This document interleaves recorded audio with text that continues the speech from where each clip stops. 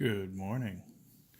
This is going to be a little overview, I guess, of a travel kit that I built over the past week for soldering. Just spur of the moment, really. I have a soldering iron, and I rarely ever use one at the field, but I figured, it'd be a little project. So that's what I did. Some of the parts I already had, some of them I didn't. For instance, I had the case already. I had it for a Western Digital, I believe it is, My Passport hard drive. It's about that big. I don't know. You don't know how big my hands are. You'll see how big it is for a battery. They're on Amazon for under $10. I don't remember what it is. This is the brand on this one, which is a no-name Chinese brand. I'm sure they've knocked off everybody now. LT Gym. It's probably like 3 or 4 guys over in Xiamen, China. Anyway, like everything else in this case, this is the case, the kit that I put together. I have a 1500 LiPo battery, 4S. It says graphene, but I doubt it.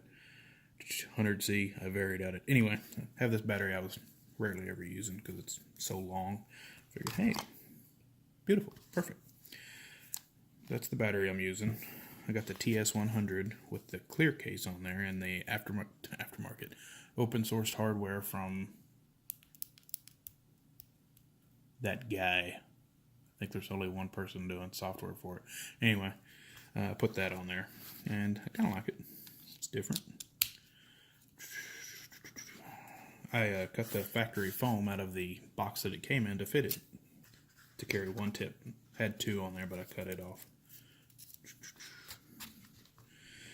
And I did have them free floating, but I figured, hey, I got that foam. It'll keep these from getting messed up. I only need one at a time anyway. So, there, I cut it to fit. Going on, I got the power cable. It's the real nice flexible silicone on here. I think on Amazon also, or Powerflip's got them, I think. They're like $10. If you don't shop around, if you shop around, if you don't, you'll pay like 15 or 20 for them, I saw them. Can't have a soldering iron without solder, and I have 6040 this solder. This is the solder I use. I love it. It's a MG Chemical 6040. It's a 20 gauge, and 2.2% flux. Not that any matters, because there's a wide window of anything you can use, but this is what I've used for forever. I've actually had this roll forever, and yeah, it's great solder. I think it's like $20 or $30 for a big ass roll like this, and you can get it at Fry's Electronics and what was that, McKinney, Richardson? Anyway, I wound it around an old, I think it's a hotel pass key. I could be wrong, probably am. It's nothing important.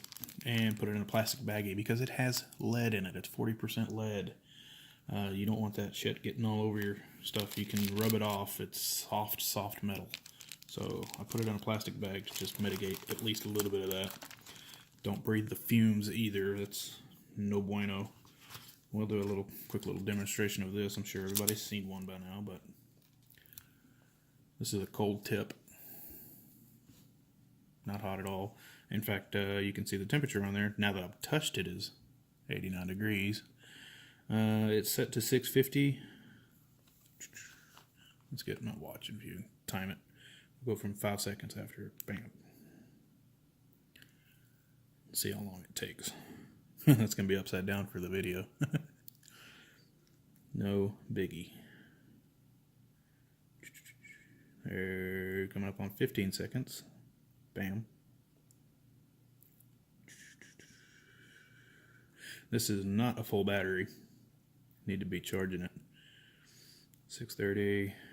Can we do it in under 30 seconds? Yes, we can. Was it 25 seconds, give or take? That's already at 650, so it's the shit. I love it.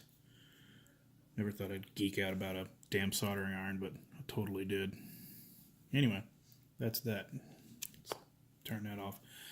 And a lot of people don't know this about this, but this part stays cold. You can still grab it. I say cold. It's still a little warm. But you don't want to put this back in your case. I'm going to set it to the side. Having my other one, the one I actually carry with it. I'm going to put that back in the case. This is the regular tip. This is the BS2 or the B2. Yeah, B2. Because this is the BS2. Yeah, BC2, sorry. This is the slash cut. See if you can get it. It's probably still hot. There you go. It's a cylinder tip with the slash cut, which is honestly probably better to carry because it's a little more useful, but it's not my favorite. I prefer an actual single needle tip. I'm weird. That's what I grew up using. I did electronics for years. That's it. It's a little kit. I think I got $10 in this. The battery I already had. I think I spent like $60 or $70 on the iron plus $10 for the case. So that's under $100 right there. And the case, yeah. It's a pretty neat little kit. I'll have to start taking it with me and finding uses for it because that's the kind of geek I am. Hey, I can fix that.